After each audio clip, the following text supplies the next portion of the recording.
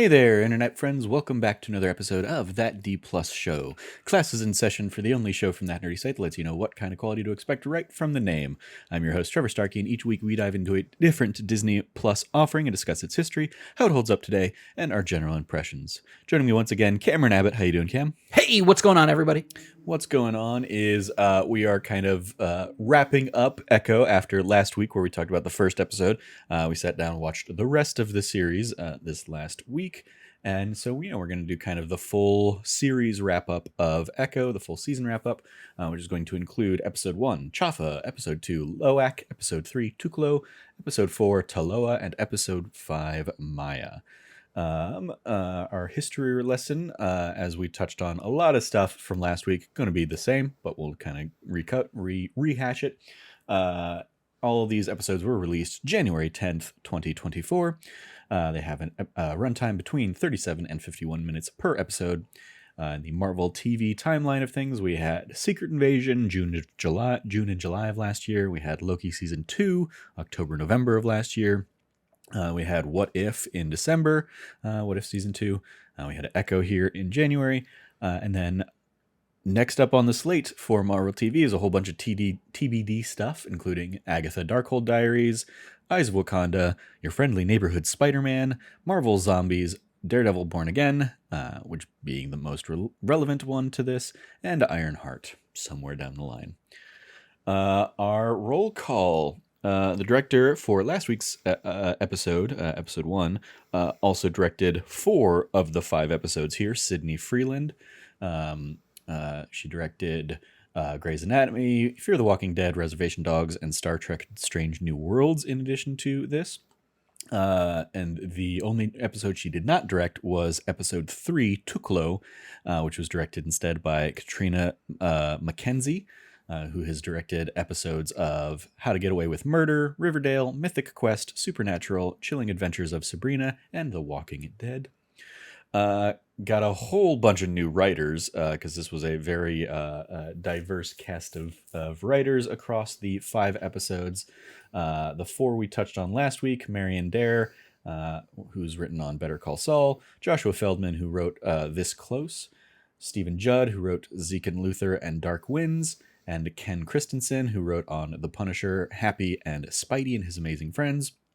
New writers to the other 4 episodes include Rebecca Roanhorse, who wrote also A Murder at the End of the World, Bobby Wilson, who wrote on Rutherford Falls and Reservation Dogs, Jason Gavin, who wrote on Friday Night Lights, Shoshana Stern, who wrote on This Close, Chantel Wells, who wrote on Jane the Virgin and Yellow Jackets, Amy Rardin, who wrote on Greek, The Carrie Diaries, Jane the Virgin, and Charmed, the recent reboot version of Charmed, and Ellen Morton, who this was their writing debut.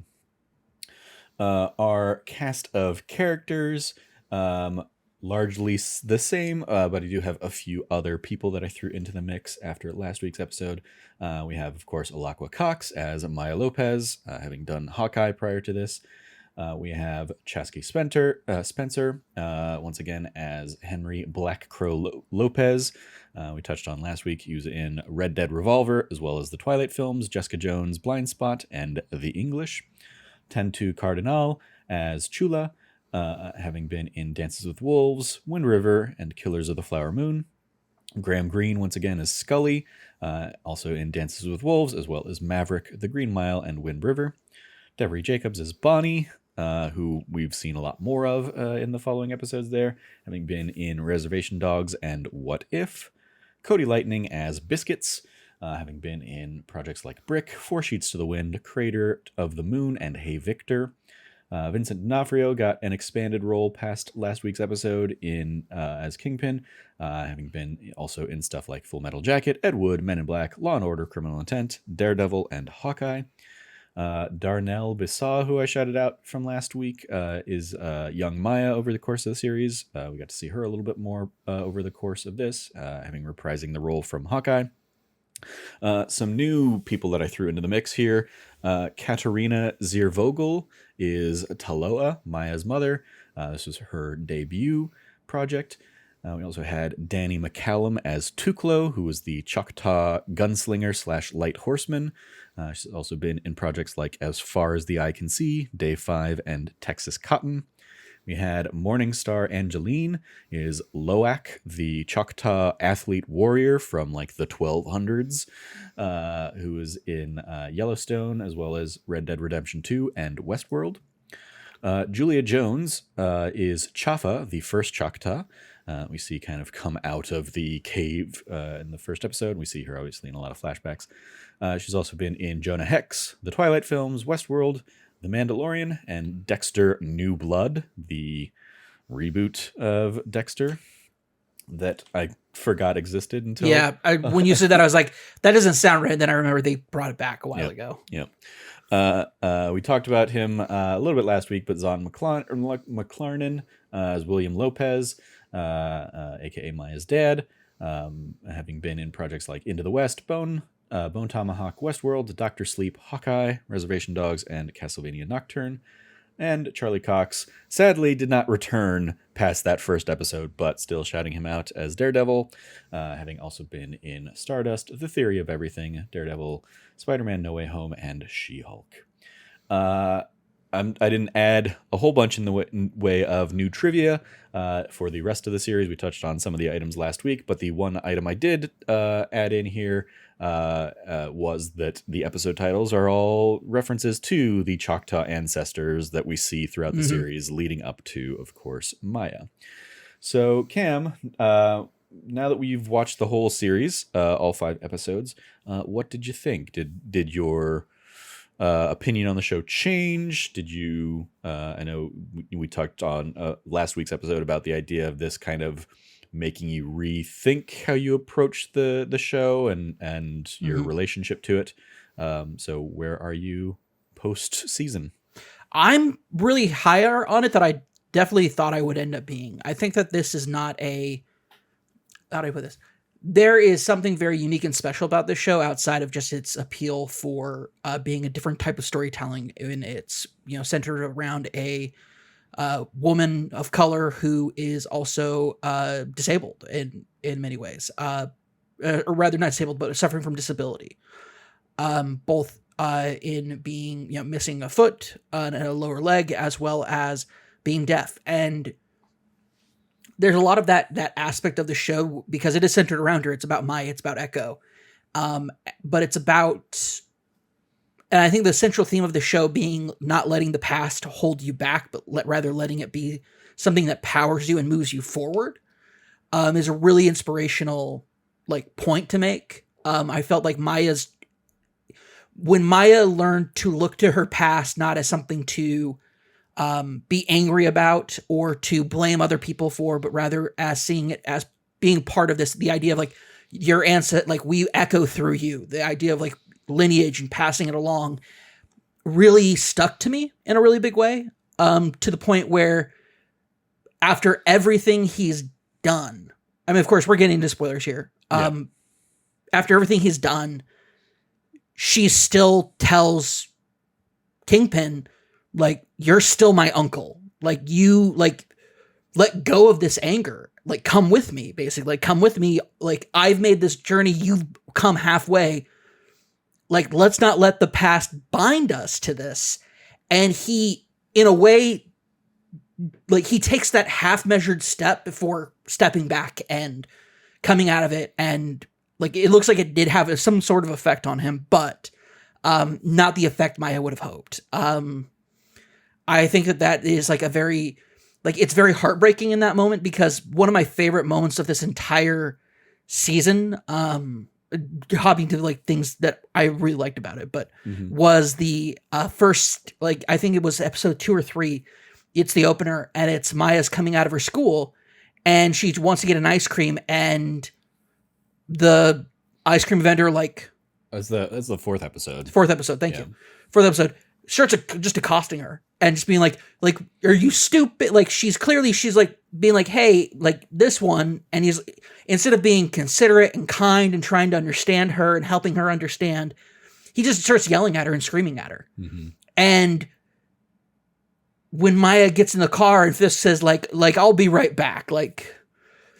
and then to see him like that, like very undue retribution, like the scale of the severity of his violence, to yelling at a child, like maybe definitely deserved something to happen to him. He was an asshole, but almost like being halfway to murdered by Kingpin and Alley, probably not. But what my favorite moment was, he gets his phone out and says, like, I don't want Maya to see me like this. And then Maya's in the alley and she sees him, and in your heart and your gut, you're like, oh, this is like a traumatizing thing. Like, she got scared. No, she runs up and she kicks the guy and then holds Kingpin's bloody hand. And it's like, oh, this isn't just your dad died, let me take you under my wing. This is a long, like, she is completely and fully aware of who Kingpin is as a person. And this is a story that ends up being about two people whose like their baggage and their history is filled, that like fuels them with rage and anger. And it's about one of them letting go completely and the other not being able to make that step. And it's also, I feel like, partially generationally. Yeah, I mean, they're both part of like the cycle of violence. Yeah, the cycle of violence, but also generationally, like Fisk is part of an older generation that in like a very real telling, like people of that generation don't easily just move on. They will hold on to their bitterness for a very long time, just because you don't, like, processing that stuff in a healthy, normal way was not normalized until relatively recently. Yeah. I mean, also, one of the things I liked in that conversation is that this is a continuation of the Netflix Daredevil Fisk. And like, he is defined by that trauma of his abusive father from that series, and his defining moment of killing his abusive father with the hammer. And I love that moment of like calling back to that, him trying to give the hammer to Maya and like telling her to kill him with it. Yeah. He very much wants the cycle to continue, and like at his core, yeah. I've done horrible things. I know I've done horrible things. You can be better than me. Yes. Like, take me out and you can rule, kind of thing. Such a twisted, like, passing of the torch. It's so good. Like, remind me of his name again, the actor who plays Kingpin. Vincent D'Onofrio. Thank you. Vincent D'Onofrio is like the best fucking casting for Kingpin of all goddamn time. He's so goddamn good, and I'm so happy they brought him back. He is just perfect as this pondering Fisk, this Fisk of ponderance, of who takes moments to like let things sink in, and he does such a good. Vincent D'Onofrio is a great actor alone. Kingpin, I feel like, is his defining role. He's so damn good at it. And he is so brilliant in the way that he approaches this, and that passing of the torch scene that you talked about. It's brutal, it's violent, it's everything that Kingpin is at his core, and he's trying to pass that along to Maya. And it's so good when he looks at Maya and says, like, what did you do to me? And it's just like, you just don't get it. She tried to help you and you turned her down, basically. But there seems to be some sort of like weird, like, I don't know if it like refocused him or recentered him, but it got him back on track of like not being in this, I guess, depression. I mean, I think it took some of his rage away. Like, I think that's like, she healed some of his anger. Not all of it, because yeah, he's still like, he wasn't suddenly happy-go-lucky, like, okay, yes, I'm healed kind of thing. But like, or maybe it did, and what he's experiencing there is pure fear of like, that was a thing that powered me, and I don't have that anymore. Who am I without my rage? Yeah. That's a good question. And who knows, maybe it's not like she didn't take all of it away from him. Maybe she just helped him take that first step to, maybe we do see like a quote-unquote recovering Kingpin. Like, what do you do? Because like magically healing trauma, like, doesn't work necessarily. It takes progress and work. And I like the idea that this might have just been like the kickstart for that. And I'm really curious if they do that, or if they like lean into it a different way. Like, I really am curious to see where this journey goes for Kingpin. Did you stick around for the mid-credit scene? Yeah, where he's looking at Mayor. Yeah, he's running for mayor. Yeah. Which I think is awesome. Yeah. Kingpin. That definitely seems to be what they're setting up for Daredevil Born Again. which is great. Like, yes, please, thank you. I would love that. I think I only put my phone on vibrate instead of muting it completely. My bad.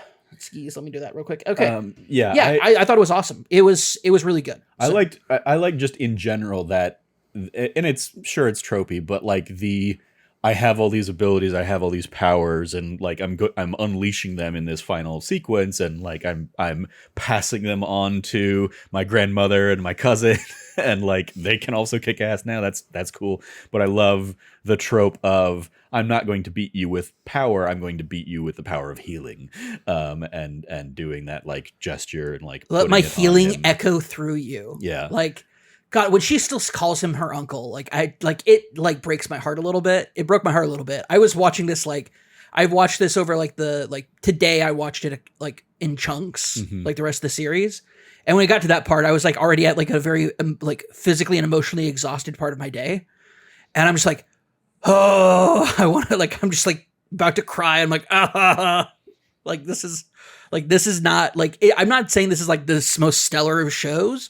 But it really caught me off guard with the way that it bounced back from episode 1. Mm-hmm. I think this show does a very good job at keeping focused and kind of being the thing it's trying to be. It's not trying to change the MCU. It's not doing like crazy extensive stuff like that. It is a personal story. It is Maya's story. It is centered around her relationships. We get a few fun, cool sequences over the run of the show. Shout out to like the train sequence. Oh, the train sequence is badass. The highlight for me is like her MacGyvering through the skate rink to take out Zane and all of you asked me if I was watching that scene because I was freaking out at it because it was awesome as hell. Yeah, I was recording something and I heard you outside, like I heard you through the door in the living room, basically being like, "Oh hell yeah," kind of thing. It was so let's good. go, like in that way that you do. And I was like, where is he at? Oh, he's probably at the skate rink scene. The skate rink scene, so good when she's beating guys through and then she throws them through the make skating make skating cool, whatever it was. Like, oh yeah, make skating great again. Yeah, make skating great again. When she throws that person through, it's like, fuck yes, I love this character. Make America skate again. Yeah, make America skate again. Yeah, it was just really solid. I think that's really what it comes down to. I don't, like you said, this is not genre defining the MCU. I think Marvel Spotlight, if we do like, and when you talked about it, I realized I'm like, oh, this reminds me of my favorite Deadpool comic like runs. It's a personal story about relationships and it has like an overarching thing that happens in it. That's just good storytelling. Echo's just straightforward, pretty good, dang good storytelling. Mm-hmm. I don't think that it is going to. I understand now why. Like, oh, they dropped it all at once. Okay, like I think they did it a really good service by not hyping this show up. Yeah, this didn't need to be like appointment viewing. You're going to be creating all these theories about what happens week in, week out, like some of the other shows have done. Like Loki was definitely like that event, like sit down. Okay, what's happening in Loki this week? This is definitively not that. This is very much like, I feel like I want to kind of compare it to something like, it's better than this, what I'm about to compare it to, but like to Hemlock Grove from Netflix, where it's like, hey, this is not one of like our tentpole, like A+ series, but it is like, we're giving you like a really solid, enjoyable time. Yeah. Like this is going to be a fun binge. Enjoy it. It's one and done. Then stay and watch whatever else we're going to recommend to you. I could do with more spotlights. I'll put it out there. I think Marvel spotlights are a good deal. I think it's like, obviously this wasn't like super high budget. They kept things super grounded and technical. The craziest CGI thing we got was the like kind of origin story of the Choctaw people. Is it Choctaw? Yeah, Choctaw people, and like where they came from, and like that's as CGI as it got, for the most part. And probably the explosion of the weapons armory as well. Yeah, explosion weapon of the armory, but I also, like the train sequence. The train sequence, yeah. I meant mostly like there weren't like big suit, like her superpower effect is not like crazy, awesome, spectacular. Yeah. It's grounded and it's simple. Like it's like, oh, okay, you're taking me a little bit out of that. Like you're kind of dimming my suspension of disbelief, but I'm still here enough for it to make it work. Yeah. You set it up by doing those like looking back at like the history of of her family and like the lineage that comes through, and they don't really tell you about this until episode 4. Where it's like it's very much like we as the audience see these scenes kind of disconnected from Maya's story. And it's like, what's the deal here? We do see like Maya occasionally having flashes to these characters and like images of them. So we know there's a connection. When she is kidnapped by the skate rink meth heads, she like when that happens, like they pop up to try to like warn her, but it's like she's not hearing it, which is a maybe poor turn of phrase to use for that, but I mean it. And like she's just not at a place where she's looking back at her past in a positive enough way to accept help from the past. Yeah, I mean, she also at that point she doesn't get the story.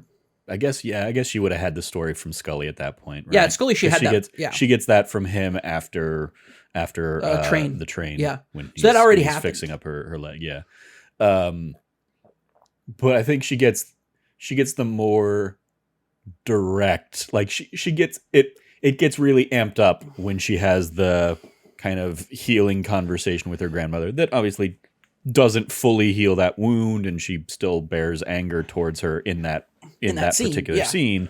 But it at least kind of sets her on the right path. It sets her down the trajectory of understanding that, like, oh, she has some power of the ancestors watching over her, and maybe that's why she's so good at the things she can do.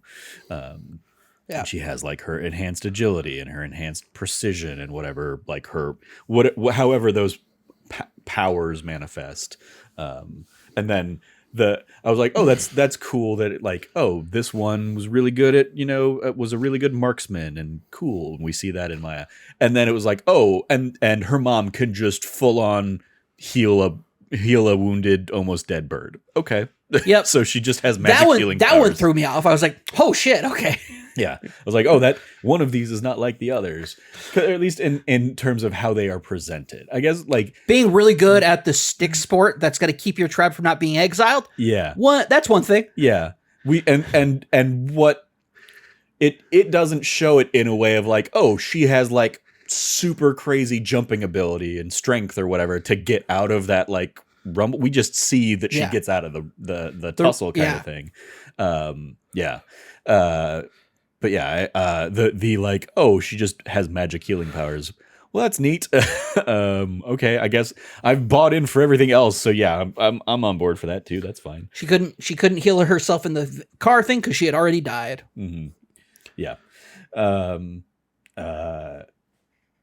But I also liked the how in whatever form that was, that like she's there with the like outfit that her grandmother has kind of crafted for her, and she gets to like have that conversation with her mother, was like a beautiful scene between those absolutely those beautiful performers. Even if as I look through it, I'm like, I don't understand what is really happening in this moment. Is this all just she's having this vision in her head of her mother kind of relaying this information to her? Or is it like the ancestors speaking to her through this avatar or whatever it is? But I enjoyed that. In terms of like other things we liked, shout out to, I noticed it as the show was going on, and I loved when the episode just actually like calls it out of like, since we were obviously watching with subtitles and stuff, you'd see like ASL interpreter 1, ASL interpreter 2, and I was like, why aren't they just using the same person? I'm like, oh, because that person is obviously hearing things that they should not hear and that Fisk will not allow them to hear. Mm-hmm. And so like when the like last one leaves and she starts heading down and you just see like the canvas of the plastic wrap, and she knows what's about to happen, and we hear her screaming, and obviously Maya doesn't hear it, but the way Maya looks at Fisk, like she knows what's happening. Yeah, like she's not innocent to what's happening to that. Yeah, but yeah, like that ruthlessness, and so like when the button on that ends up being like he has commissioned this augmented reality device that like he can wear and she can wear, and they can speak to one another, where like he's hearing her when she's signing, and when he's speaking, the like CG sign language stuff comes out of his body and stuff. I was like, oh, that's neat. That's super cool. Although it's weird because I'm pretty sure he was able to sign in Hawkeye, but I mean he has minimal signing, I think, and that's like, I imagine he has enough to get by, but if he's trying to have like, you know, complicated thoughts and conversations, he would rather focus on his voice and let the tech and money do the talking. Yeah. But admittedly, yeah, I didn't go back and rewatch Hawkeye to see how extensive his sign was. It's the same way like Hawkeye in that starts signing for the first time compared to anything else we've seen, because that's the first thing that really like introduces anywhere his like hearing problems. Yeah, that's true. So like suddenly a lot of people could sign that we'd never seen sign before. Yeah, because you also have, theoretically, this Fisk would have had Maya throughout all of the Daredevil stuff, and obviously we didn't see him signing and doing stuff throughout the Netflix run. So convenient sign language. But yeah, any other moments or any other things you want to give a shout out to? No, I don't really have anything else to say other than I think we're ready to give it a grade. Yeah. I will say, one thing I will say is I don't think there's anything inherently negative about this show. Like, I don't feel like there's any big detractors. I don't think there's any big like leaps or pushes, but I do think that this I'm ready to give Echo a grade now. Mm-hmm. I just one other thing. I want to shout out the cast. The cast is great. In particular, obviously like Laqua Cox doing a lot in terms of like the physicality of the role, mm-hmm. and conveying like it is in many ways like a thankless role, because Maya isn't openly emotional and stuff like that, and she is like a cold, closed off person, so that can come across as like, oh, she's not acting much or something like that. But I think there's enough going on there that I never felt that. I feel like it's this. If she wasn't really acting, it would be far worse. Mm-hmm. She's acting. It takes, I think, a level of skill and ability to pull off strong and silent. And I feel like she does a very exceptional job at doing that. Yeah. And I feel like she has a really great supporting cast around her.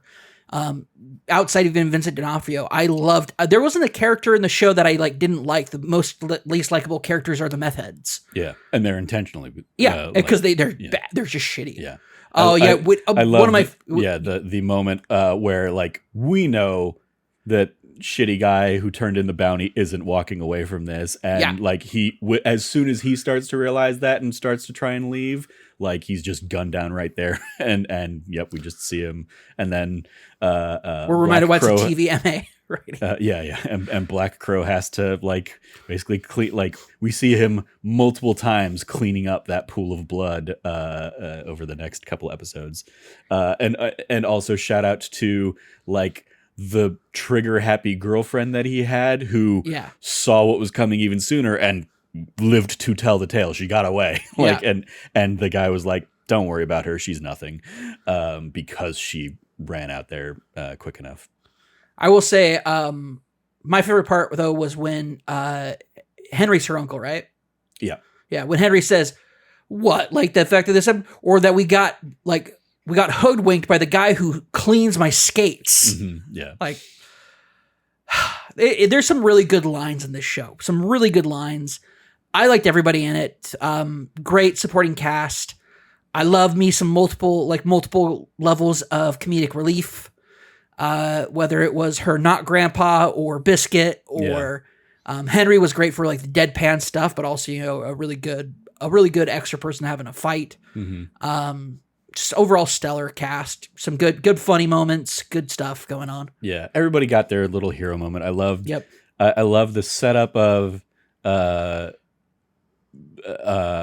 Biscuits borrowed my car, and we see the car, the truck, bumper scraping on the ground driving by. The way he's like it's so awkward of a scene, Mhm. and it's brilliantly done. Yeah. Because it lingers way too fucking long. Yeah. And it's so good. Followed up with his accidental confession to Bonnie Yep. of like, oh no, it's okay, everything's fine, I'm okay, the dog's okay, Maya's okay, and Maya's here? Oh no, you're breaking up. And he like shoves it into his chest hair, and I'm like, this is such brilliant comedic timing going on in this show. That episode in particular was just filled with it. Yeah, and the payoff of him going to the junkyard and coming back with basically a monster truck that he uses to keep the goons from swarming Maya. Yep. Shout out to Biscuits, man. Shout out to Biscuits. Shout out to her not grandpa. When her grandma walks in and he's like, oh, come into my office, and she goes, like you horny dog. Mm-hmm. He goes, used to always work on you. It's like so good. Yeah. The banter between the family members, fantastic, top tier. Yeah. Yeah. I love the like when the grandma goes in for the sewing kit that she pawned off, of course he never got rid of it. He's kept it for her. Love that little moment. So good. And then I also just love the badass moment of the bad guy Zane ready to like shoot a rocket launcher at the festival, and Henry just snipes him from 100 yards away or whatever. So good. And the rocket goes off. Fireworks! All right, everybody, we got fireworks. So good. Yeah. Also, shout out to obviously this is very much a show about representation. They shout out and they thank the Choctaw Nation for kind of helping with the production of the show. But in particular, like the festival, I loved it was great.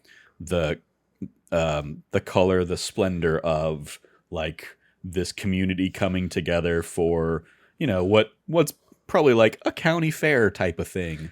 It's so nice to see. I think maybe we're post pandemic. It's so nice to see gatherings like that. That is absolutely something I thought. I was like, seeing all of those people on screen, I was like, oh, they actually have a lot of extras on site for this. This isn't like we're gonna green screen stuff. We're gonna comp in a whole bunch of fake people or something like that. It was like, no, they actually they brought a community together to do this sequence and do this celebration. So that was really cool. There's the continuation of just like a city that looks like a town that looks lived in. Mm-hmm.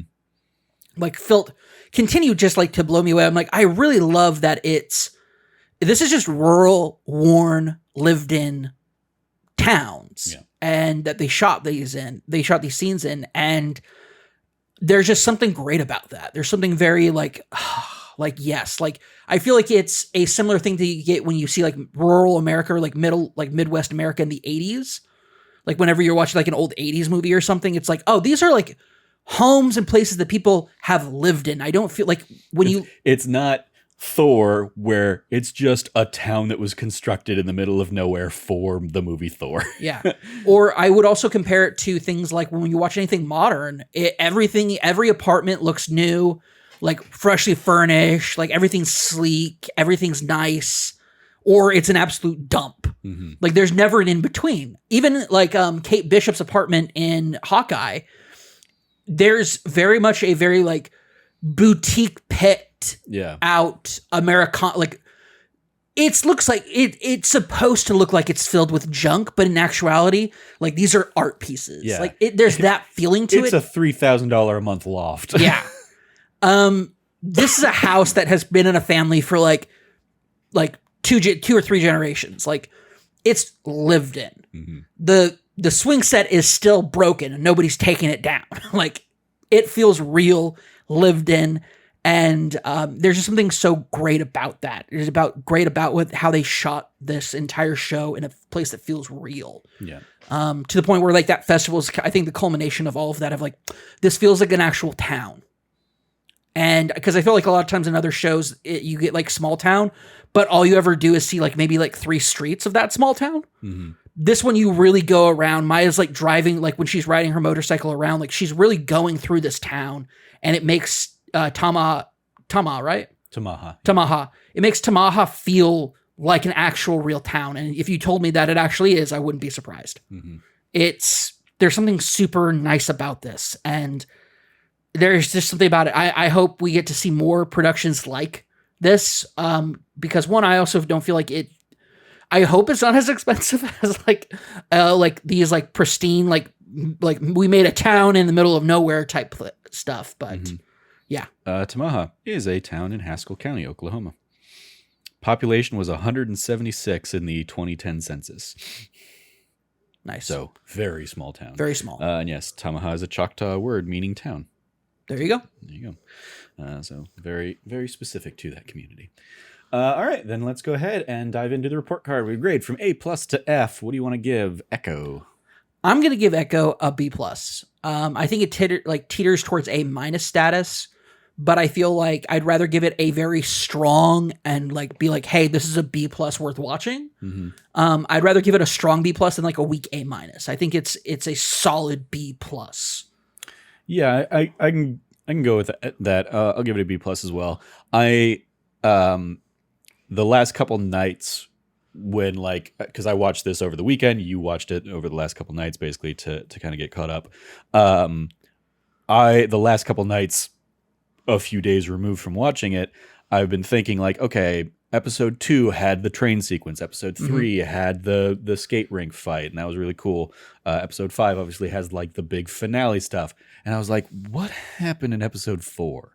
And the fact that like I just couldn't remember any admittedly, it's a lot of like Maya and Kingpin like hashing out their conversation stuff. So like it's not as flashy and bombastic as those other sequences that stood out and were like the linchpins or the moments of their episodes. But it definitely left me with like it's not good that I'm already forgetting 1/5 of the show.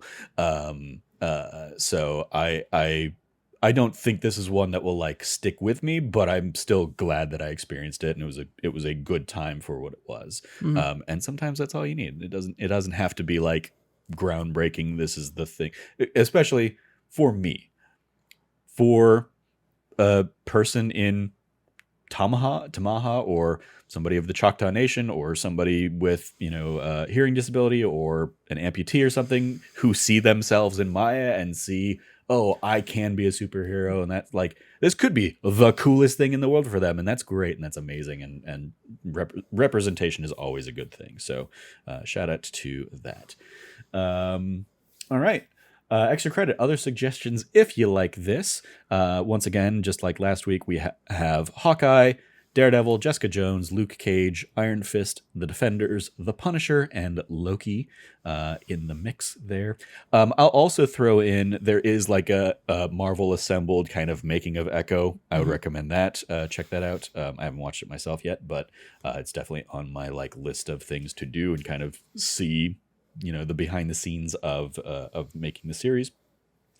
Extracurriculars, you watching anything else on Disney Plus, or was it just catching up on I Echo? literally just caught up on Echo recently, so like I haven't had time to look at anything else. Yeah, I almost sat down, was going to watch Bad Batch, which came back to Disney Plus for the 3rd and final season this week. We'll probably do that for next week's episode, is look at some Bad Batch season 3, but I did not get around to it yet. So that's what we have on the slate to look forward to, I guess. All right, well, that is going to do it for this week's episode of That D Plus Show. A little bit on the shorter side, like last week's was, just kind of focusing on a smaller project, so we don't need to go too in the weeds on it or anything like that. But thank you, Cam, for joining me to talk about Echo Season 1 here. You can follow Cameron at RevCabot, 2 B's and 2 T's. Anything you want to give a shout out to there, Cam? Yeah, I want to give a massive shout out to most recent Let's Play that I did. Go check it out. I did it doing Hellskate. It's an indie game that is if Tony Hawk met Hades type of a roguelite skating game. It's pretty dang good. Go check it out. Cool. You can follow me at Trevor J. Starkey. In addition to that, I'll shout out my Let's Plays, which are continuing to go Tuesdays and Thursdays for Like a Dragon Infinite Wealth. In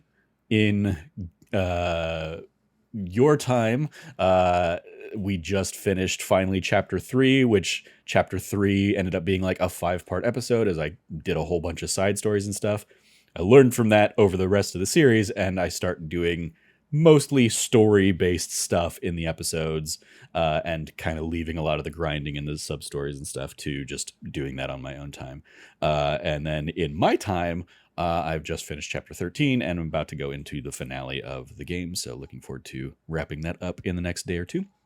And then also shout out to That Nerdy Site Show this last week, where Cam and I sat down and talked about our most anticipated games of 2024, and the fun year ahead that we have to look forward to. You can follow all of us over at That Nerdy Site or go to thatnerdysite.com for all the latest from us. Once again, if you liked what you heard, please like, rate, review, subscribe, share the podcast with your friends, all that fun stuff. As always, thank you for joining us. Stay nerdy, be good to each other, and class dismissed.